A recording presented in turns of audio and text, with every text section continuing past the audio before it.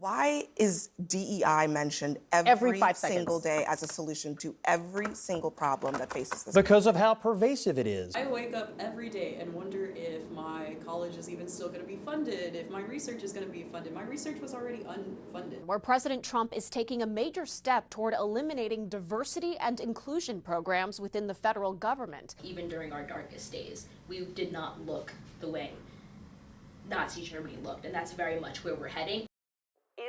What does equity mean? Does it mean equality, or does it Throw mean it all access out, to opportunities? Look at the appointees. Do you believe DEI had anything to do with those appointees?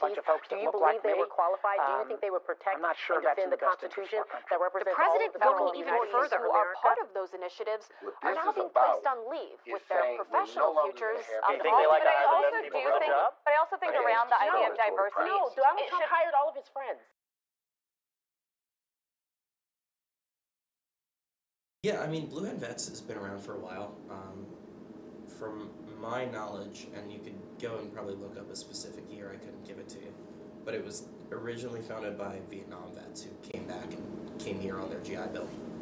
So we're a pretty old RSO in terms of the organizations on campus. I know we're one of the oldest clubs. We're older than some of the frats and sororities too. Diversity, equity, and inclusion was originally created for veterans. Yep. It was post-Vietnam and post-Korea. Veterans were returning, and they had been in war so long and had suffered from various PTSD and war-related conditions that they could not get jobs. They couldn't get jobs. Most places weren't accessible if they did have physical disabilities. They couldn't get jobs with mental disabilities, and they just had a really hard transition coming back. And so then that era, like post-Vietnam, post-Korea, led into all of the civil rights movements and stuff in the United States, and that was when DEI were put into place. Originally for veterans to bridge that gap so they couldn't be disqualified from working just because they did have PTSD or they did have physical disabilities and stuff like that. It put wheelchair ramps in place and gave places elevators that only had stairs. I think a lot of people get confused about what it means to have a DEI initiative. The fact that our university is open to international students, the fact that there are so many professors of color, that there are so many professors with even just like women, but also just varying gender identities is inherently a DEI initiative. The fact that I work for a Department of Student Diversity and Inclusion is inherently a DEI initiative. A lot of the fundamental aspects of the student experience here at UD, but at all colleges like DSS, like having well-being, focusing on our mental health just as much as our physical health, that is all inherently DEI. And so when we strip away any aspect of DEI from a university, we strip away all the resources that make our students actual people who have experiences here on campus. It makes them just students that are here to get academics done and nothing else. And if you don't meet the measures of a good grade or getting a particular internship, then that makes you less than as a student. But those resources are there to make sure that you can do those things, that you can graduate in 4 years or whatever it looks like for your program, that you can leave a university very proud of the impact, very proud of your time and have had an impact on campus. A lot of the services that we have in our department are considered like basic needs services, but those are inherently DEI. The fact that we have a food and supply pantry to serve students that physically are incapable of eating on campus is not something that any university should be without, particularly because it harms the students that already have more challenging times in college, but it also just harms any student that wants to explore concepts of DEI, which is something as simple as understanding privilege, understanding their own cultures, understanding the cultures that they're interested in. Something like study abroad programs, with a lot of universities have. If you strip away DEI initiatives, you're sending off students that don't know how to interact with people that are different than them, which can lead to harmful experiences for them, but also harmful experiences for the people that they are going to be meeting.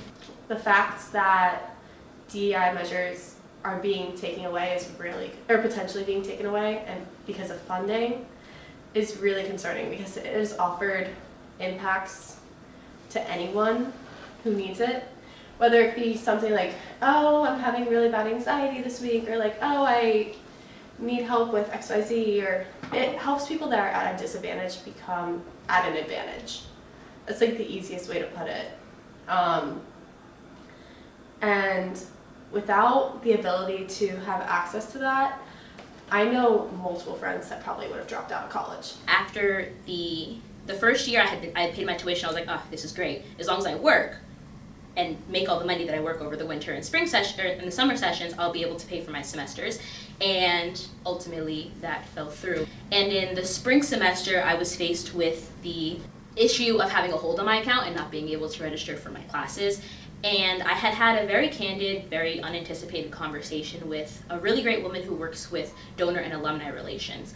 And I was telling her, she was like, what classes are you taking for the next semester? And I was like, girl, none. And that candid conversation that I expected nothing to really come from got me connected with the Student Crisis Fund, which is a resource in student support and student advocacy and support, which is a department here. It's where Blue Hen Essentials is technically housed, and they ended up paying my tuition for the next 2 semesters, and they are solely the people that I give credit to for being able to graduate and do all the great things that I do now. You know, DEI has definitely helped me out. I mean, these veteran benefits that I get, I wouldn't be going to school if I didn't have the GI Bill to pay for this, frankly. That's half the reason I went into the military to begin with. And that wouldn't exist without DEI. So I think it's bullshit, frankly. Anyone who says that, you know, I'm being treated unfairly because they want to hire X amount of Y group of people. That's really not how it works in practice. It's bullshit, is what it is. They're making it up. That's not true. I just think that like the popular voice is really what persuades the majority of people to really push a certain perspective that like, oh, like these people like take away our jobs and stuff. And I just think it really like is it's almost kind of nonsense to me, just because literally the majority of us people, you know, Hispanics, other diverse groups of people, they really push our economy at the end of the day. That's just the reality. People that benefit the most from DEI, the largest group that benefits the most is veterans. Yeah. The second is Caucasian women.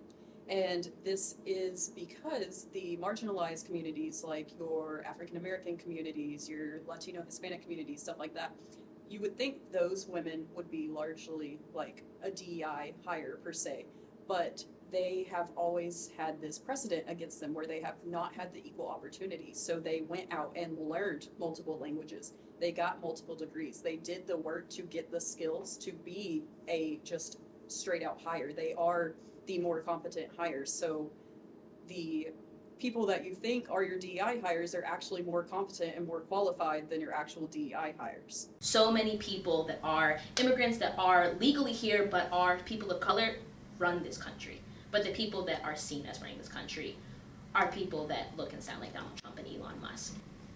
I think that our current president has done a wonderful job at manipulating the general population of people in America, scaring them so much into fearing that they would be oppressed, that they oppress more people. Like, I think so many people are caught up with the theatrics because the current administration has played up so many of the theatrics that they're making us dumber, to be quite frank. They're making us hear words and be like, that is so terrible, that must be true, that we are losing our critical thinking skills, we are losing our empathy, and really the only things that make us human. All of the branches of the military have scrubbed their social medias or removed their social medias. I know my last command in the Navy just completely deleted their social media because it was too much to scrub.